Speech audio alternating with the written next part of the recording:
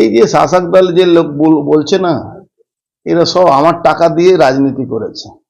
মমতা ব্যানার্জি ও দলকে দাঁড় করাবার জন্য আমরাই টাকা খরচ করেছিলাম। ক্ষমতা আসার পরে না অনেক বড় বড় কথা বলে। এই যে পার্থভৌমিক যে বলছে না, এই পার্থভৌমিক বিড়ি খাওয়ার পয়সা থাকতো না, এখানে পড়ে থাকতো। আমার আশীর্বাদে ওখানে মিটিং হতো, নাহলে অঞ্জন দাশগুপ্ত মিটিং করতে দিত না এদেরকে।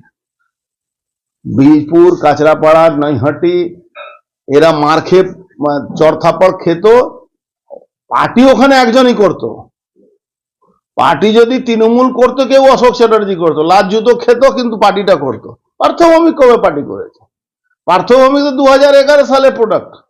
তার আগে তো শুধু ওই কার থেকে কত টাকা ঝেড়ে 2 পয়সা রোজগার করতো এই নিয়ে চলতো। এখন বড় বড় কথা বলার কি আছে?